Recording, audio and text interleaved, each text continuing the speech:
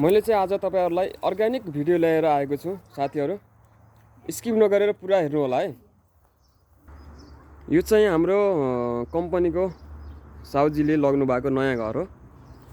यो नयाँ घरमा यता खाली जमिन थियो है। खाली जमिनमा हामीले खाली जमिनलाई बाँझो किन छोड्ने भनेर युटिलाइज गरेर यहाँ चाहिँ खनकुट गरेर हैन हामीले अनि त्यो तरकारीहरु मकैहरु अनि लगाएको थियौं। तर आजभोलि चाहिँ खान भइसक्यो छ। सबै तरकारी लगभग फल्न सुरु भइसक्यो छ। कुनै खान भइसक्यो है, कुनै खाइसक्यो हामीले। राम्रो तरकारी भएको छ। यहाँ चाहिँ हामीले टमाटर लगाएको थियौं। टमाटर चाहिँ फल्दै छ। यो भर्खर फल्न सुरु भएको छ। लोकल टमाटर हो, सानो दाना हुन्छ। अन्त चाहिँ भिन्डी लगाएको थियौं। भिन्डी पनि लगभग भिन्डी चाहिँ अब प्लास्टिक नहाल्दाखेरि खासै राम्रो भएको छैन। भिन्डी चाहिँ फल्दै छ भर्खर। अनि यता टमाटर राम्रो फल्दै छ। यो चाहिँ हाइब्रिड टमाटर हो, ठुलो दानावाला। यो पनि फल्दै छ। खुर्सानी पनि राम्रो फलिरहेछ।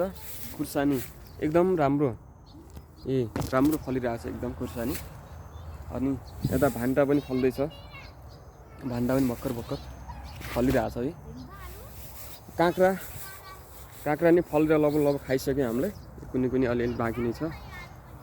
एउटा चाहिँ मैले टिपिरहेको छु।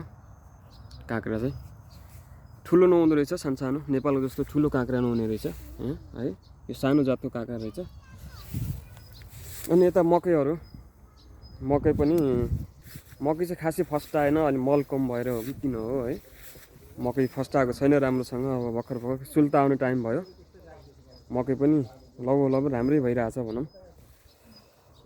अनि यो चाहिँ स्ट्रबेरी मैले रहर लागेर दुईटा बोट ल्याएर लगाएको थिएँ। यो चाहिँ अहिले फल्ने सिजन चाहिँ हैन, अलि पछि फल्छ होला। राम्रो भइरहेछ स्ट्रबेरी नि। यता चाहिँ यो चाहिँ सखरखण्ड हो है। नेपालमा सखरखण्ड भन्छ यसलाई। त्यो कोरियामा चाहिँ खोगुमा भन्छ। अनि यसलाई स्वीट पोटाटो पनि भन्छ अंग्रेजीमा। अनि यो चाहिँ ड्याम बनाएर यस्तो प्लास्टिक हालेर लगाएको छ।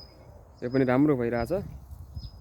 कस्तो फल्छ थाहा छैन है। अलि यो चिसो सिजनमा कोर्ने सिजन चाहिँ चिसोमा हो यसको।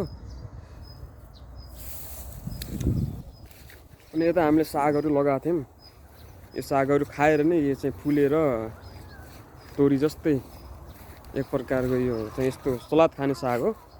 यो चाहिँ फुलेर नै कोसा लागिसक्यो। यो कुनै बाँकी नै चाहिँ सलाद खाने साग।